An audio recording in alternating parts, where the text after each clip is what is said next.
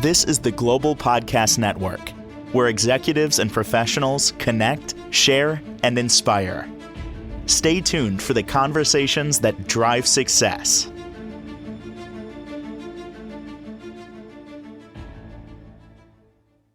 And welcome back. We've mentioned this word before, and we're going to mention it again and put the spotlight on this particular word because when you hear it, you're going to say, that's not me, or that's not my partner. I don't believe that they had any issues with that, but we all have. Like we've all had stuff going on in our childhoods, especially that we don't even realize that brought on trauma. Yes, we've had trauma. We all have. I know it's almost hard to fathom. You could say, well, growing up, everything was great. It may have been, but there's different small incidents in there that could be characterized as traumatic. And then that's the way or why you act the way you do now. And we're also going to connect that to what she writes books on and coaches people with, and that is narcissism. So great to have our professional of the year back. Sherry Lou Canino is on the program. How are you doing today? I'm great, Steve. How are you doing? Good. And I don't want to say always love talking about trauma, but it's so important to talk about it because when you hear that word, right away you conjure up car accident, passing of a close relative parent, that kind of thing. Yeah, that is traumatic, hands down. But I'm calling that big T trauma. There's little t trauma that we've experienced in our childhood, which kind of pilots us around today, right? Well, we all start at about the age of 6 months when we have our first traumatic experience, What really. wasn't it the second after we were born? Like I came out that birth canal, I got that swat on the butt. I couldn't breathe prior to that. Like that to me, that's traumatic. I don't know. It very well could have Mm, been. But when a child is about 6 months and they start to realize that they are not actually a part of the mother anymore, and there's an external world, when they cry, wanting whatever their needs to be met, and they realize that it doesn't just instantly get met. That's when children, babies, start to realize, oh, I'm over here and mom's over here.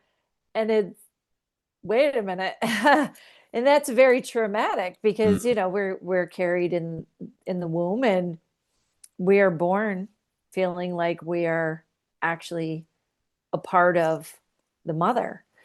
And so, that's really when our trauma starts. Now, how that trauma is handled is really, trauma isn't so much the actual action of it happening. It's what happens afterwards, how we hang on to what happened. sure. So I'll give you an example of like my dad as a young boy. He was kind of, you know, my grandma had him, he was the oldest of five, had him when she was 16. And without a doubt, she probably didn't know what she was doing. They were poor. There was a lot probably going on. And he was kind of bounced around from family to family.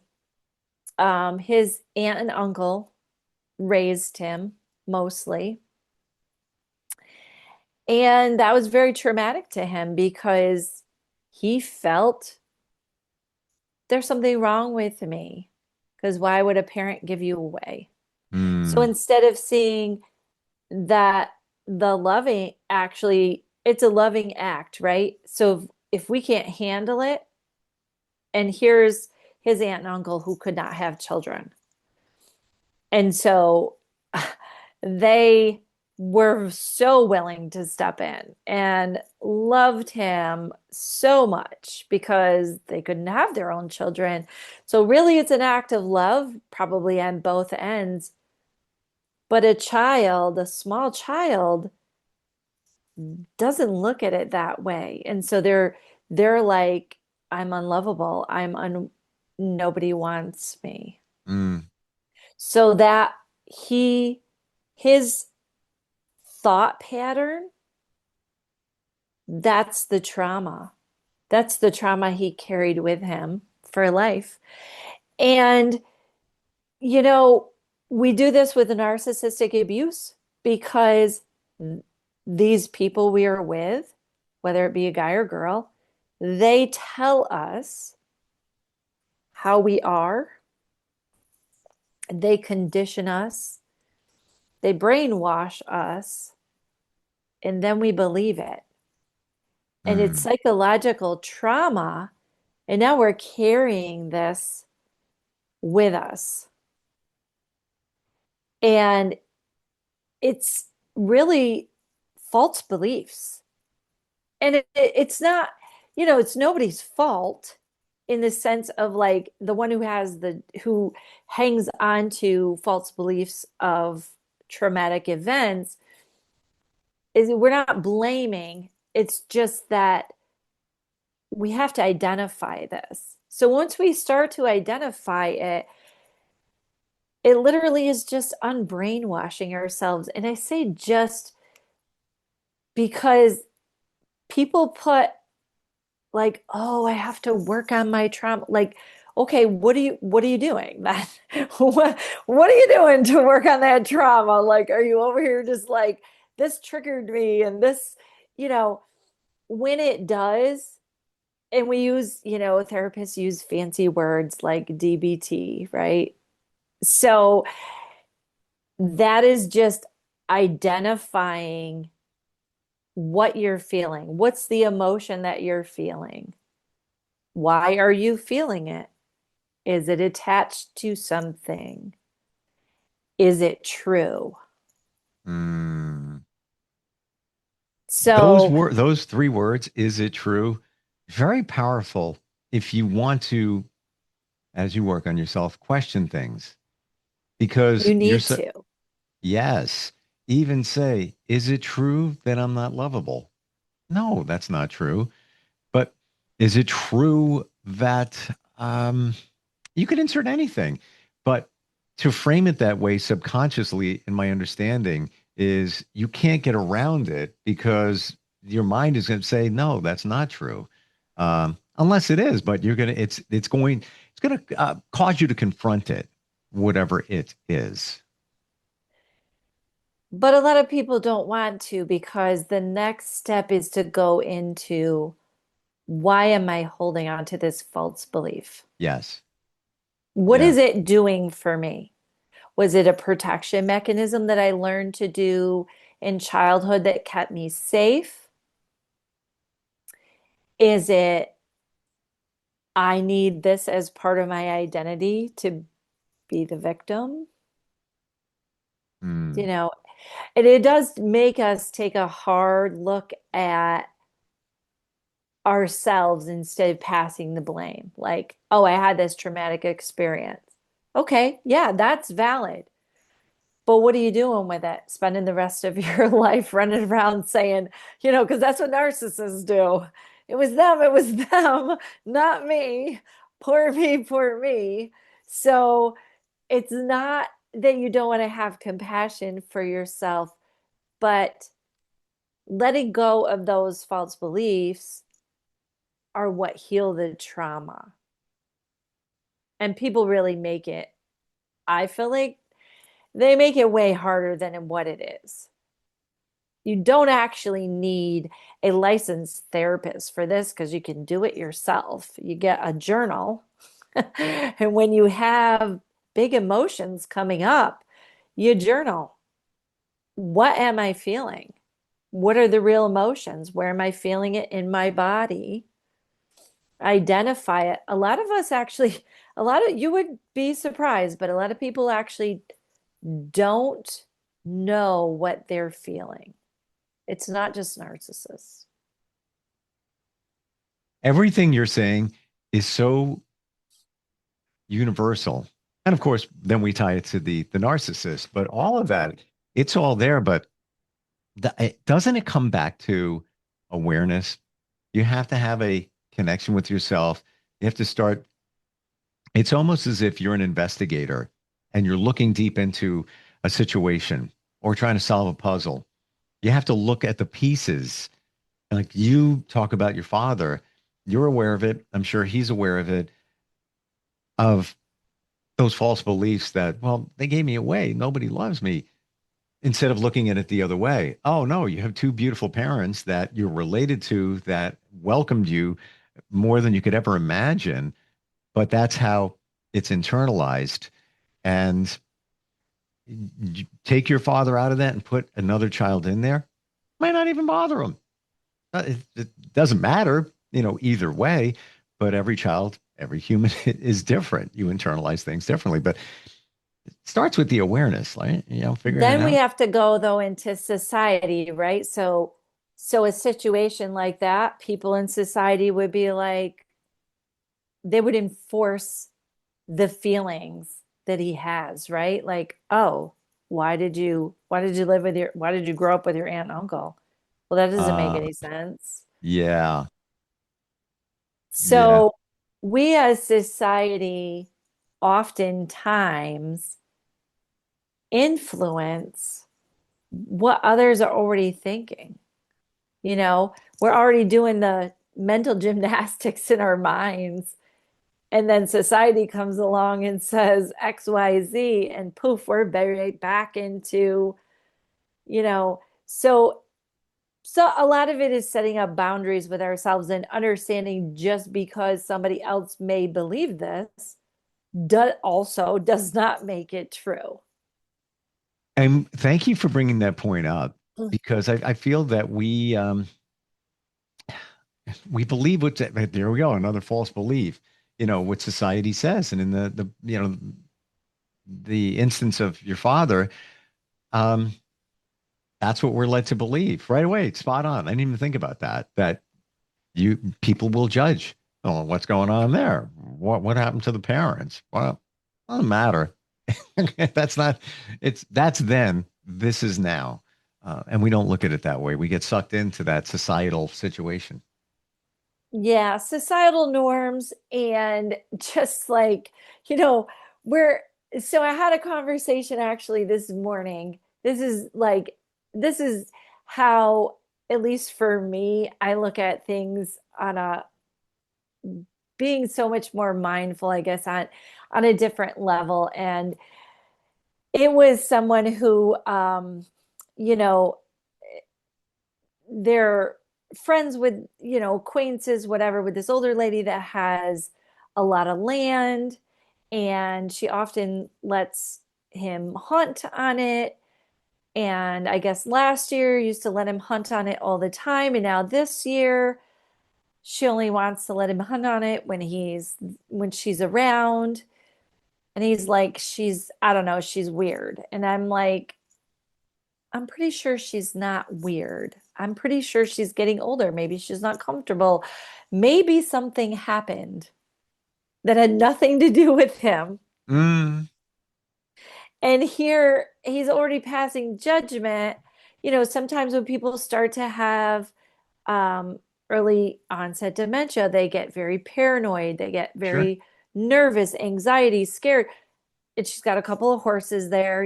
Maybe she doesn't want somebody in her space if she's, or maybe she got robbed, right? So we don't really know, but we just all of a sudden we don't get our way and we're passing judgment. And we don't Something's we wrong. don't know the full story. She could be of perfect mind, and she may have heard from Yes, somebody, well, if you let somebody hunt on your land and there's an accident, somebody shot or accidentally shot. What if a teen just got shot last week? I forget what state it was, mistaken for a squirrel. So she may think, oh, wait, that I own this land. That's my responsibility. I don't know. I'm not comfortable. All right, that's her right. choice. But to your Yes. point, it's like, you look for reason. She's, Not all there. She's getting older. She's not getting it. She's not understanding it. I get it. It's frustrating. You want to hunt and she let you. Now she's not. You know, Right. that's her. So, we let society all the time dictate who we are instead of having strong enough boundaries of like, this is who I am, take it or leave it. You don't have to accept it, but you're not going to put your false beliefs on me either. So let's go back to the narcissist and some examples of trauma that they may have experienced as a child, little t traumas that could have had them gravitate toward being a narcissist. And does it start there, or is it, dare I say, hereditary, or it's There's passed no down? proof that it's hereditary. I guess they're saying now there could be, you could be have some genes that are predisposed, but you still have to have the right conditions in order to have that adaptation. So, Gotcha. um, yeah, well, yeah, it does stem from the trauma that, you know, when the child does start to have the trauma of individuation, the parental figure stops it. How do you mean? Doesn't allow the child, it's going to, the mom is going to do things such as not meet the child's needs. And I say this in a way of like for our understanding, but not in the way that the mom is necessarily trying to be cruel, right? So let's think of today's time. Single mom, working, picks the kid up from daycare. Well, first of all, the kid's being raised in daycare. Mom doesn't have a choice. Yep. My kid Yep. was raised in daycare. Same So, here. you And know, I remember it vividly. I remember playing on this little boat, daycare, preschool, whatever you want to call it, and falling and hitting my head and cracking it open. And this whole thing, I still remember that. I was 4. Still remember it. right. Probably had an Well, impact on me, and I don't even know what it is. yeah, well, even I'll say like in my era, I might not have been raised in a daycare, but you're still very vulnerable and susceptible when you're like going to kindergarten at 5 years old. So you're being half raised by the teachers too, right? So preschool, daycare, all the things. And your needs as a child are not being met. Your emotional needs are not being met. You're having to learn how to self-soothe. So you're being taught it's not safe to individuate. Hmm. My needs are not going to be met. And that's not So the parents' fault either. Like you said, busy schedules, things going on. My single mom, parenting, my mom was single, um, had two the same age, have a twin sister. And what are you going to do? Uh, I don't fault anybody, any parent, short of abusive parents. Unfortunately, that does exist. Um, neglect is abuse. yeah. We don't like to look at it like that, but it is, Well, are you talking about sadly. intentional neglect or just the scenarios that we're talking about here where you got busy parents? Scenarios like we're talking about, it's Mm. actually considered in psychology a form of abuse. Spoiling a child, overcompensating is Mhm. also considered a form of abuse. But we don't look at it like that. It's definitely a lot different than beating your child up or, Yeah. all the horrific type of things. The reason we talk about it is because it can have the same effect of the child becoming narcissistic, having to have that adaptation to get its needs met. Mm. That It's, as a you know, parent, we all love our kids. Hearing that, put my kid in daycare because I had to is Abusive in a way, but it is what it is. There's nothing I don't around it. think that it's abusive putting your child in daycare, but I'll give you an example of myself. And so, single mom, put my kid in daycare when he's a year old, got to go to work, Yep. got to make money, Yep. need to feed him.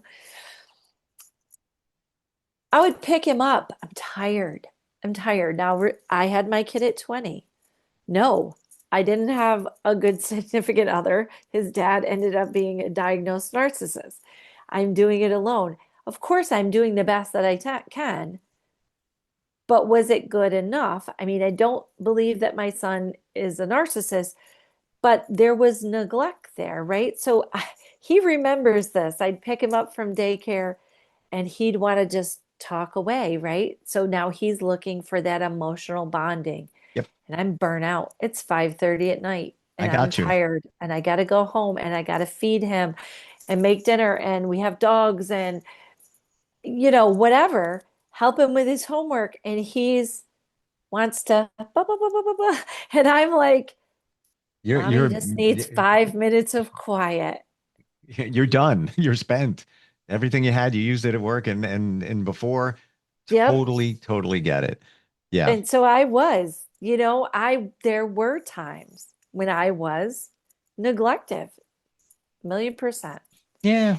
And that was traumatic to him because he's 32 and he talks about it to this day. So, as his parents, we're not perfect. We do the best that we can.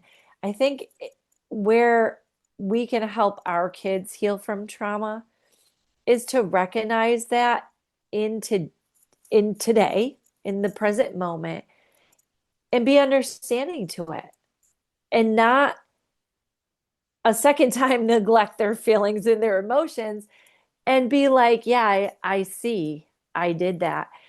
Seeing, witnessing will help your kids heal the trauma. So final question on that. And you did the best you could with what you had. What you had was limited knowledge of how this can affect in the future. I'm speaking for myself here too. I got you. And I'm sure if we knew then what we know now, we both and most of us would have parented very differently, or at least been aware of, things we do, things we say, and how it could have been taken. But kids are older now. Do you think it would help them heal and support to just even say, listen, I want to apologize. When you were growing up, I was spent. Like I was doing the best I could. I had nothing in me. I knew you wanted to talk, and I'm sorry. Yeah, and I also think more so like if they're bringing things up, you know. And honestly though, Steve, would we have parented if we're running at negative 20 for the day, excuse me, are we going to parent different? We're still doing the best that we can even when we're mindful. And that's the thing is we only can do what we can do. We are human. And I think that if the children are bringing something up, that's where Oh yeah. witness them, see it, and acknowledge it. And that's the time to apologize. Yeah. If they're not, I probably, sometimes I do myself just, but then I also think to myself, am I apologizing because it's going to make me feel better? Or am I apologizing for my son? Yeah, no, I So get you. I get you. But maybe it starts with a conversation about childhood and see where you go. But you said yes. before, if you knew now what you knew then, and would you change things? I get what you're saying, where you only have so much energy in a day. And at the end of the day, you're spent. And I get that totally. I feel that we may have filtered a few of the things that we said and the way we did them. It's not going to give you more energy, when you're spent, but maybe just filter, we just want to like, you know, we've all done it, snap at your kid. Maybe be like, hmm. I know that that could be impactful later in life. Let me filter that one for the moment. It's not going to bring more energy to me and invigorate me, Right. but then again, back then, that's what we knew, and there's nothing wrong with that. No parents get thrown under the bus for any of this. No, Not at all. absolutely not. Not at all. And No. that's not to say that, your situation, my situation, that would breed a narcissist. We don't know. You don't know. Um, you have so much insight in all of this. It's amazing. But you've lived a I journey. appreciate it. Yeah, Yeah. well, we're still on that journey, aren't we? Until the end of our days, yes, we are. That's the way it Yes. is, you know, We're just doing the best we can. and that's all you can do. That's all you can do. Two great books. You offer insight, coaching, counseling on all of this can be done virtually. A lot of stuff we identified today, even as parents, man, maybe Yeah. you're a parent going through some stuff and wondering about, reach out. What's the best way to find you? My website, soulfullywild.com. Gotcha. Appreciate you being here today. I love your authenticity and how you're so grounded and honest. Yeah, I really Thanks, appreciate that. Steve. It means a lot. It All does right. for Thanks, all. Steve. I Thank you. appreciate you. Likewise, we'll be right back. This is the Global Podcast Network, where executives and professionals connect, share, and inspire. Stay tuned for the conversations that drive success.